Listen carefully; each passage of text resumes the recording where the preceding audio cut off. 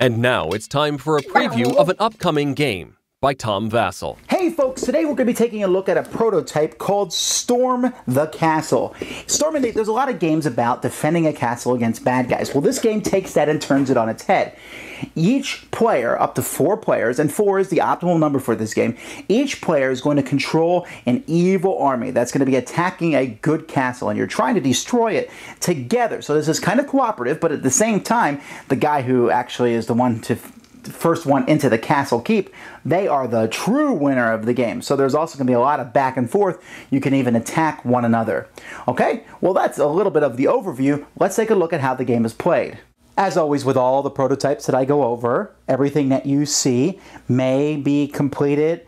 The artwork here on the board looks really good, but this may not be exactly what the final board looks like. Many of the components are still in prototype form. All the artwork might not be done, so on and so forth. What we're doing here is we're just trying to give you a feel, a little bit of how the game plays. Now, as I said, you are one of 4 different factions. Each faction has one of the sides that they'll be attacking from. So one faction is coming from over here, over here, over here, and over here. And so they're going to be marching up. You can see at the beginning of the game that there's going to be walls. There's 3 walls on each side, and then a wall that's inside the inner fortress. You will be drawing from kind of a pool where you'll be pulling out different fantasy defenders, and each person will have a chance to place those fantasy defenders in different spots. Usually you're going to want to post them hopefully on someone else's wall, although you could also post them in a tower, or you could post them inside the inner fortress. There's different spots where they can be in the game. Once that's done, players are going to prepare for the first turn, and then each turn takes place the same way. Now, before we get into the turn order, let's take a look at the different armies. Here we're looking at the reference sheet for the different armies, and one of the things that you will notice about this game is that the armies are very asymmetrical. They're very different from one another. For example, here's a Dark Elf, which has a Dark Elf Archer, a Dark Miner, a Dragon Ballista, an Infiltrator, and a Dark Elf Champion. While the Undead Horde has Ghost Fiends, a Skull Battering Ram, Skeletal Warriors, a Zombie Horde, and a Necromancer Champion. Now, some of these things are similar to each other, but they're very different. Then we get to the Green Tide, which has the Goblin, Sappa, the Orc Pirates, the Roaring Giant, the Rock Lava, and the Big Chief. For example, the Goblin Sappa can run up and basically blow himself up to take out a wall, while the Ghost Fiends from the Undead are harder to hit because, well, they're ghosts. There's also one of the boards that's included with the game tells you about the fantasy defenders and what all their stats are, because you'll be facing different defenders. These top 5 are regular defenders, but if you start doing well, there's a very good chance that one of these 3 champions, the Wizard, the Paladin, or the Arch Priestess, will show up. And finally, the last faction, the Arcanists. Now, 2 of these factions, the Arcanists and the Undead Horde, both use magic. The other 2, the Green Tide and the Dark Elves, just run in and do different strengths. And they each have their strengths and weaknesses, and those are laid out inside the instruction book. There's a lot of different components that come with the game, and each player is going to have a number of components of their color, and you can see that these are the different forces that you'll be able to put out on the board. And again, remember, these are prototype, and as the game progresses, you might become dazed, and then you'll be turned over to show that, and then of course you can kill one another. There's some other cool tokens down here. These are damage tokens, not for people, but for walls themselves, so it's very possible that you can damage and put holes in the wall as you attack the walls and get close to them. There are other tokens for health, for the different units, and for magic and for money, and then defender units and so on. But what players are going to be dealing with here is they're going to have their own deck of cards that they'll be dealing with. Then there will be an event deck and several decks, and we'll get to decks in a moment, but let's talk about combat. Since we're on the subject, now combat is part of the game. You're going to be constantly running your people in and fighting the fantasy defenders and possibly fighting one another as you go through this. In combat, we will look at your attack power. And so let's say your attack power is 2. If you always roll the red die, and then for every attack power you have over 1, you will roll 1 more die. Now these dice have a few hit tokens on each die, but the red one has this burst token on it. So when you roll these dice, okay, here I've missed. I have an attack power of 2. Here I've hit for 1, and that symbol means I grab 3 more of these white dice and roll them, and that was a big fat miss. But there's a possibility for anyone, even someone with an attack value of 1, to roll that symbol and then get more dice and attack with. Now, let's take a look at how the basic part of a game works. First thing players will do on their turn is they will collect gold, and the armies that use magic will collect magic, and the way that they collect magic is different. Each army has a different way of doing that. Players will also be drawing a power card from their deck and adding that to their hand, and any cards that have been exhausted will be refreshed. Then players are going to bid. This is a blind bid where you will bid gold to see who the boss is, and any gold you bid is going away forever, so you need to decide, you know, how much you're going to bid. But there are other factors. As the game progresses, if you have certain units out, you will get extra votes for this boss thing. If the more stuff that you destroy and or kill will give you votes. If you've defeated a hero, if you have an upgrade in play, there's many factors that can come in, but gold will likely be the deciding factor. Now, being the boss is a great thing, because when you're the boss, you not only get some benefits, you get some extra money, but you also get to draw 2 cards from this deck of boss cards, and you get to pick one of them to keep.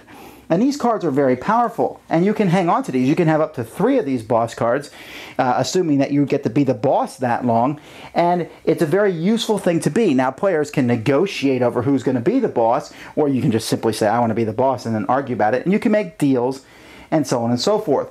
Once the boss has been picked, then player turns are going to start. But before player turns come, we need to look at the castle itself. This is a fully functioning castle. No walls have been breached. Nothing has been destroyed. So that means for each full set of 3 walls on a side, you will draw 1 event card. If you've destroyed all the walls on one side, then there's 1 less event card that's drawn. You always draw 1. So at the beginning of the game, you're drawing 5 event cards. Now these event cards are not drawn all at once. One of them is drawn before the first player's turn, and then after the first player's turn, and then after every other player's turn until they've all been used up. But these event cards, when each person draws them, they will do different things. For example, this one here lets you repair damage on walls. They let you draw reinforcements and bring them out. They let the different units here attack the good guys. It will make someone discard a card. It will put a building out on the board. There's all different things. None of them are good for the bad guys. But what you can do with these cards, when you bring out units, when you repair walls and stuff, you will likely do it to the walls of your opponents, and you'll place the units near them rather than have them near you. Now, as you draw these event cards, you will be concentrating on your own turn. Each player has gold that they can spend to build people, and you can deploy them in these 3 zones here in front of you as you're building these different people that you can build. Now, as you build them, you will then have 5 movement actions, and the most anyone can move, usually, there's exceptions, is 2. So I can move him 2, and this guy 1, or I can move 5 people 1. I don't just have to move here. I can always move, I can spend 2 movement when I'm on one of these side lanes to move to any of these battlefield areas. Each of these will start with 1 peasant in it that you have to fight off, but after that, you know, then you hold it until maybe another player decides to take it from you. And they give you a benefit. That one there gives you +2 gold. The one all the way on the other side of the board gives you +2 magic. All the way on over here, that allows you to have a bigger hand of cards, +2 to your hand of cards. And over here, you draw extra power cards. And so you're going to want all 4 of those, actually. And so you're going to have to decide which of those you're going to attack and then hold on. So players are buying different units, and they can buy those as they put them out on the board, and they will look at their reference board to see how much the units cost.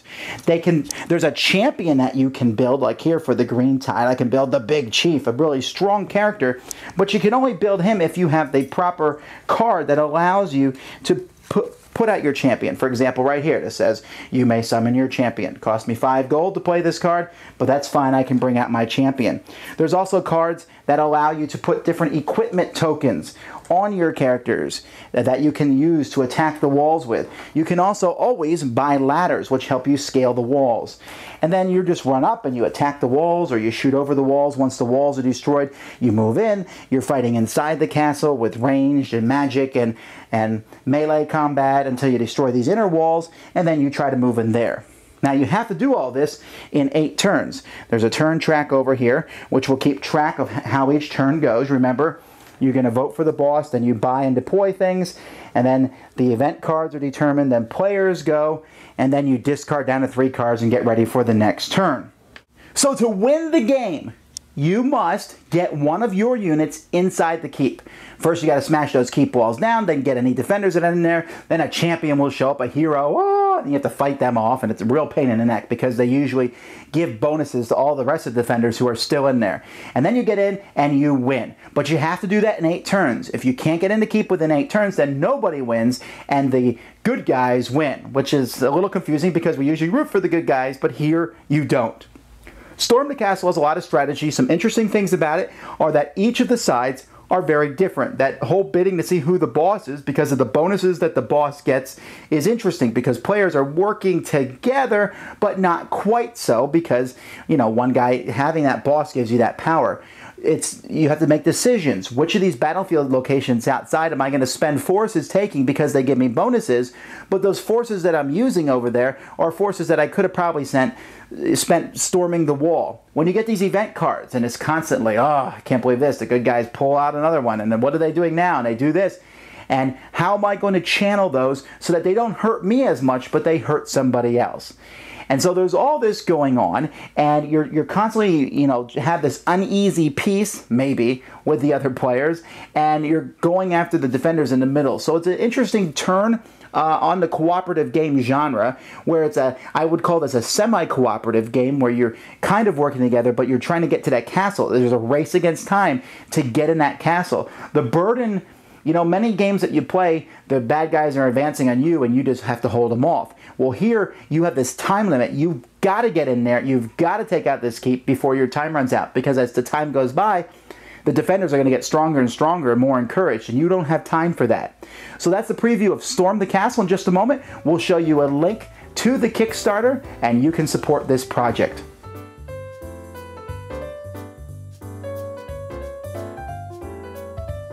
Thanks for watching our review today.